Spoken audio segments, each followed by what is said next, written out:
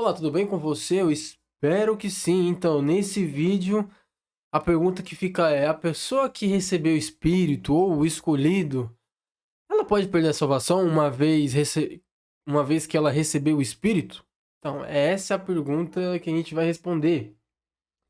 E aí a gente vai fazer esse estudo na Bíblia, né? A gente vai fazer esse estudo na Bíblia, beleza?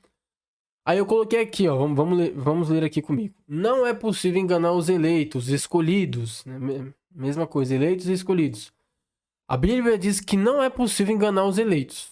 Não é possível. Vamos lá, Mateus 24, que diz assim: Pois aparecerão falsos cristos e falsos profetas, que realizarão grandes sinais e maravilhas, para, se possível, enganar até os eleitos, ou até os escolhidos.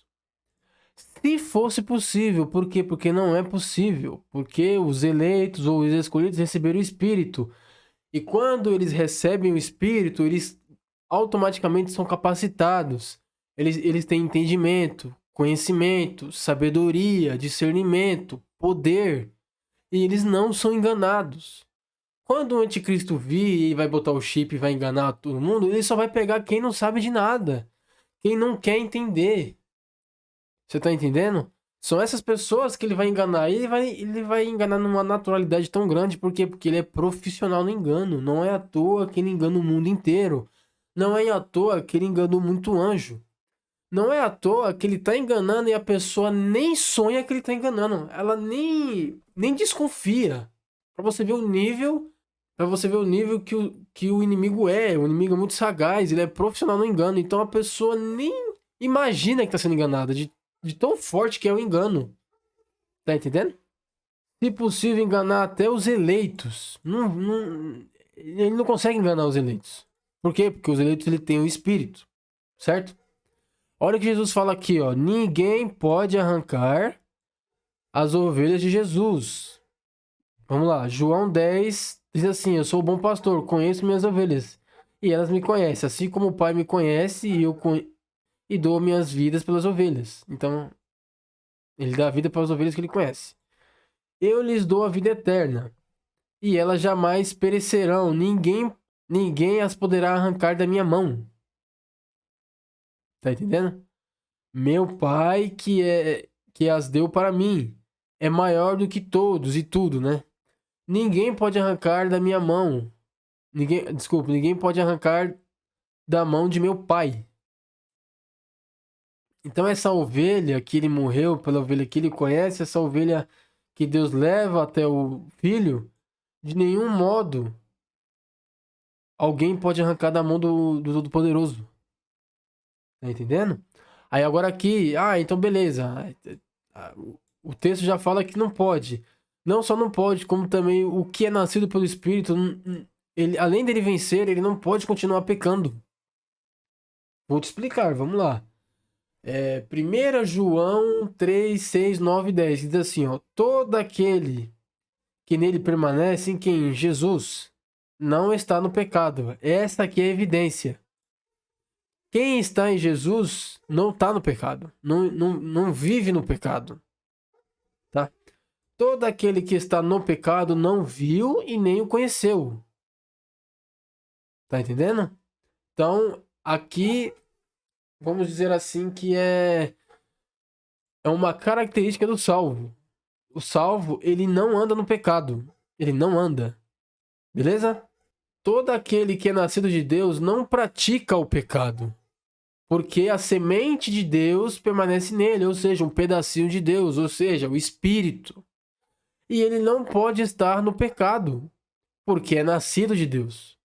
Quem de fato é nascido não vive mais pecado. Se ele já não vive no pecado, ele já venceu. Tá entendendo? Desta forma, sabemos quem são os filhos de Deus e quem são os filhos do diabo. É fácil saber quem é filho de Deus e quem é filho do diabo. Quem não pratica a justiça não procede de Deus, e também quem não ama o seu irmão.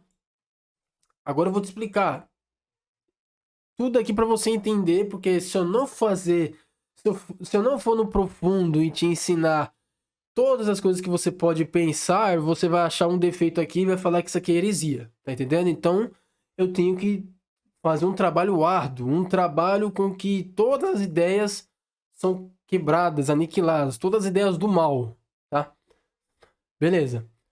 Todo aquele que permanece em Deus não tá no pecado. Tá, Renato, mas peraí.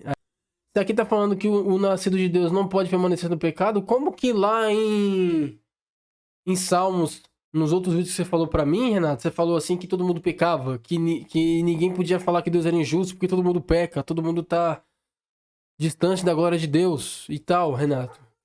Então, é erro de tradução. Erro de traduções. E eu vou te explicar como que funciona de fato pra você entender, porque se você não entender isso daqui, por falta de informações, você vai achar que é heresia. Então, vamos desfazer isso daí. Tem uma grande diferença em pecar e praticar o pecado. O mundo, ele pratica o pecado, ele tá todos os dias pecando. O mundo, quem não tá sendo salvo, todos os dias eles estão pecando, eles vivem no pecado. O pecado domina eles. Agora, os que receberam os Espíritos, os salvos, eles pecam. Mas existe uma grande diferença entre pecar e viver dominado pelo pecado. Tá entendendo? Vou te dar um exemplo. Vamos dar um exemplo aqui que o Renatão... Tô aqui, né? Beleza. E aí tem uma outra pessoa com uma estatura de Golias. Sei lá, 3 metros de altura. E tá eu aqui agora e eu vou lutar contra ele. E esse Golias simboliza o pecado, certo? E como eu que quero confiar na força do meu braço, eu vou lá e eu, com meus próprios méritos, eu vou tentar vencer o Golias lá, certo? E aí, na hora que eu vou vencer o Golias, como ele é mais forte que eu, ele me agride muito e me dá uma gravata. Ele fala assim pra mim, Renatão, então agora eu te dominei. Então agora eu tenho domínio sobre você. Ele acabou de me dar uma chave, certo? Então ele vai falar assim pra mim, então, Renatão, agora é o seguinte, vamos comer tomate? E aí eu lá, né, levei a gravata dele e falou, não, mas eu não quero comer tomate. Não, mas você vai. Por quê? Porque eu tenho domínio sobre você. Então ele faz com que eu como tomate. E aí, Renatão, vamos comer cenoura? Bora? Não, quer dizer, vou falar bora não. E aí, Renatão, vamos comer cenoura? Não, eu não quero, não. Mas como eu tenho domínio sobre você, você vai comer a cenoura. E aí ele me faz comer a cenoura. Tá entendendo? Esse é, simbolicamente falando, a pessoa que é do mundo. Ela já perdeu espiritualmente. Ela tá cega. Então o domínio tem domínio sobre ela. Tá entendendo? Para fazer a vontade dele. Certo? Agora vamos dizer que no segundo exemplo eu recebi o Espírito de Deus. Segundo exemplo.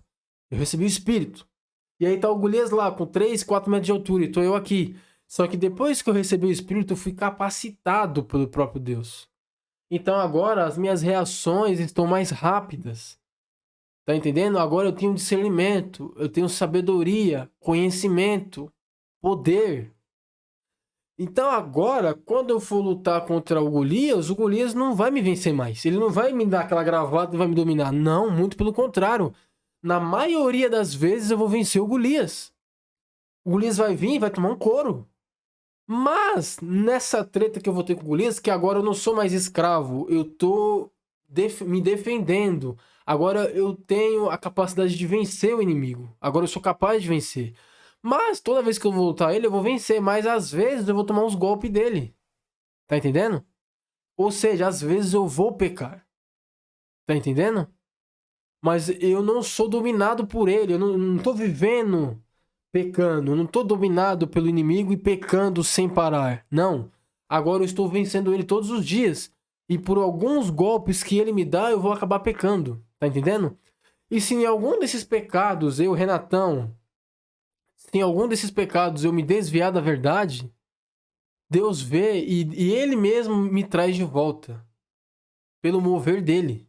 Acabei me desviando. Mas eu faço o pecado, me desvio e em um determinado tempo, ou pouco tempo, eu já volto pro caminho. Tá entendendo? Essa é a grande diferença. Eu volto. Ah, Renato, mas aí a pessoa que trouxe você de volta, ela tem mérito por trazer você de volta. Não. Ela trouxe porque foi o próprio Deus que agiu nela para falar aquilo pra mim e me trazer de volta. Não foi, a glória não tá na pessoa que me trouxe de volta. A glória está em Deus, porque Deus fez o mover, colocou a vontade no coração daquela pessoa para aquela pessoa falar aquilo para mim e eu voltar de volta. E eu voltar de volta, né? E eu voltar pro caminho. A glória é toda dele, tá entendendo? Ele que me capacita. E se por acaso não é, e se por algum motivo eu me desviar do caminho, ele mesmo me traz de volta, e em pouco tempo. Agora, se eu, Renatão, tô na igreja, me desvio e fico 20 anos, 30 anos, eu nunca tive espírito. Tá entendendo? Ah, não, ele perdeu o espírito. Na verdade, eu nunca tive. Eu tava lá na igreja, lá pelos meus próprios interesses, não tava pelo chamado. Tá entendendo? E se eu, Renatão, além de não ter espírito, tá no mundão e eu começar a agir contra Deus, ou seja, além de eu ser escravo do pecado, eu trabalhar com o pecado para ferir a Deus, aí não há salvação mais para mim, porque eu vou estar negando Jesus 2 vezes. Na verdade, ela já não tinha a salvação dela há muito tempo, antes da fundação do mundo. E por ela não ser escolhida, as coisas vão acontecendo para dizer que ela não tem espírito. Tá entendendo? Não porque ela poderia fazer alguma coisa e ganhar. É justamente o que ela faz prova que ela não era escolhida. Tá entendendo? Agora, continuando aqui, é a mesma coisa. Desta forma, sabemos quem são os filhos de Deus e quem são os filhos do diabo. Por quê? Porque os filhos de Deus têm o espírito. Os filhos do diabo não, têm o espírito do mundo. E aí, pela pessoa ter o espírito do mundo, ela não pratica a justiça. Você quer saber quem é filho de Deus e quem é filho do diabo? Quem não pratica a justiça. Quem não pratica a justiça não é filho de Deus. Porque um dos frutos do espírito é a justiça. A pessoa que tem o espírito do mundo, ela vive para ela mesma. Ela vai com a verdade até onde é bom para ela. Quando não for bom para ela, ela não vai mais com a verdade. Renato, como assim? Me explica. Vou te dar um exemplo. Vou te dar um exemplo que eu estou numa empresa. E o chefão da empresa vai lá e injustamente acusa uma pessoa. E eu sei da verdade. E ele chega e fala assim: Renatão, não era verdade que aquela moça fez aquilo ali, por isso que ela foi mandada embora por justa causa? Não é verdade, Renatão? Aí eu vou olhar assim. Se eu tenho espírito, eu vou falar: não, você tá errado. Ô chefão, você tá errado, você armou pra ela, você tá errado. É, Renato, mas aí se ele agir desse jeito, ele vai perder o emprego. O cara vai mandar ele. Vai mandar você, Renato, embora por justa causa também. Ou só mandar embora. Você vai perder o emprego, Renatão. Se eu tenho espírito, eu vou falar: não, eu tô fechado com a verdade, custe o que custar. A verdade é essa. E se Deus quer. Se for feito o que tem que ser feito, vai ser feito. Por quê? Porque eu tô fechado com a verdade. A verdade habita em mim. Agora, quem não tem o espírito. Quem age pelos seus próprios interesses, ele vai mentir. Por quê? Porque ele só vê o lado dele. Ele não tá fechado com a verdade. Ele tá com a verdade até onde é agradável pra ele. Quando não for mais agradável, ele não vai fazer. Esses daí não tem o espírito, pensa que tem, mas na verdade não tem. São egoístas. Tá entendendo? Então ele é fechado. Muita gente vai falar: eu tenho espírito, eu sou. Eu vou ser salvo. Falar, todo mundo fala, até Satanás fala. Você só sabe. Você vai saber quem é e quem não é pelas obras. É nas atitudes dela. É na hora que vem a provação, qual vai ser a atitude que ela vai tomar que vai dizer se ela é salva ou não. Não é pelas palavras que saem da sua boca, pela língua que você balança na sua boca. Não é por isso que você é salvo ou não. É pelas suas obras. Não é só por isso. É pelas suas obras. Tá entendendo? Ah, Renato, não, mas tá escrito que toda pessoa que dizer que Jesus é o Salvador é salva. Tá bom, mas você tem que ler o contexto daquela história. O contexto é, você tem que dizer pro mundo inteiro. Você sai por aí dizendo, tá todo mundo te olhando, vai no estádio lá, todo mundo te olhando e você fala: Jesus Cristo é o Senhor. Onde tem um monte de gente que não gosta de Jesus, que tá praticando a iniquidade. Você vai falar? É nesse sentido, não é no sentido. Eu posso muito bem chegar aqui no meu quarto, olhar pro céu e falar: Jesus Cristo, você é o Senhor. Mas aí quando tiver num monte de gente, eu fico lá. Eu não quero rejeição. Não quero rejeição. Você tem que entender o contexto dessa história, entendeu? E também, quem não ama seu irmão. O irmão aqui não é só o filho da sua mãe, que é seu irmão. Não é só nesse sentido, é no sentido da pessoa próxima. Se você ama ela como você ama a você mesmo, quando você vê esse ato de injustiça, você vai falar que é injustiça. Por quê? Porque você ama ela como você ama você mesmo. Se esse patrão amasse o próximo como a ele mesmo, ele não faria o que ele fez com a moça. Tá entendendo? Ele não agiria de acordo com os próprios interesses dele. Qual que é o interesse dele? Economizar a verba.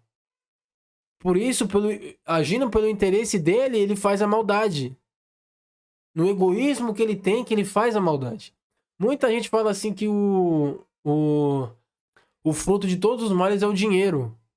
Também é o dinheiro, porque por causa da cobiça, mas eu acho, na minha opinião, tá? Aqui é uma opinião minha mesmo. A minha opinião, tudo começa pelo egoísmo. E quando você é egoísta, você olha pra você. E quando você olha pra você, você não olha pro próximo. E quando você não olha pro próximo, você peca. Você faz coisas erradas. E quando você faz coisas erradas, você desagrada a Deus. E quando você desagrada a Deus, você transgride a lei. E quando você transgride a lei, você morre espiritualmente. Você é condenado. Na minha visão, tudo começa pelo egoísmo. Porque se a pessoa não fosse egoísmo e amasse a outra pessoa, nada disso aconteceria. Nada. Nada, nada, nada, nada. Tá entendendo? Então, é por causa do amor e por causa da justiça. Se você for justo, se você for sempre justo e você sempre amar, você já tá fazendo todas as leis. Não há injustiça. Não há homicídio, não há nada se tiver esses dois. Então, a pessoa que faz esses dois, a pessoa que tá com a justiça, custe o que custar, e ama as pessoas como a ti mesmo, é dessa forma que você sabe quem é de Deus e quem é do inimigo. Pelo que elas fazem, pelas obras delas. Tá entendendo? Aí agora que eu falo pra você aqui, que eu tinha falado pra vocês que traz de volta. A mesma coisa aqui, ó. Tiago 19:20, que diz assim: Meus irmãos, se algum de vocês se desviar da verdade e alguém os trouxer de volta, lembre-se disso. Quem converte um pecador do erro do seu caminho, salvará a vida dessa pessoa e fará que muitíssimos pecados sejam perdoados. Tá entendendo?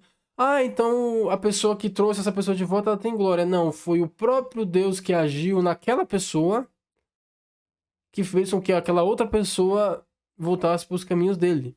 Então é isso. Eu vou estar deixando aqui 2 vídeos. O primeiro vídeo é sobre... Depois que eu terminar esse vídeo, tá? O primeiro vídeo é sobre a salvação, a playlist que eu criei. O que você precisa saber. Beleza? E a segunda, eu não sei qual que é a ordem que tá aqui. Vai ser... Eu vou te mostrar aqui o meu curso. Tá? Que você aprende muitas coisas lá. Você aprende a vencer a sua procrastinação. Você aprende sobre o seu cérebro. O porquê que você tem certos comportamentos. Por que que você tem certos vícios. Por que que é mais fácil fazer o que não tem que ser feito do que o que tem que ser feito. Por que que tem certas coisas que é mais prazerosas e outras não. Tá entendendo? E muita coisa, muitas outras coisas. Tá? Eu vou estar deixando aqui. Outra coisa também que eu vou estar deixando, na verdade é falando pra você, porque você avalie esse vídeo. Deixa o like se você gostou e se você não gostou, deixa o dislike. Mas avalie o vídeo. Eu também peço que você compartilhe. Se você enxerga que isso daqui é verdade ou se você está com dúvida, mande pro seu pastor. Eu quero que ele te responda. Mostre pra ele. Você não sabe o quão bem que você faz quando você compartilha esse vídeo pra uma pessoa. Você não tem noção. Ou talvez você tenha também, não sei. E é isso. Eu te espero em um próximo vídeo. Até lá.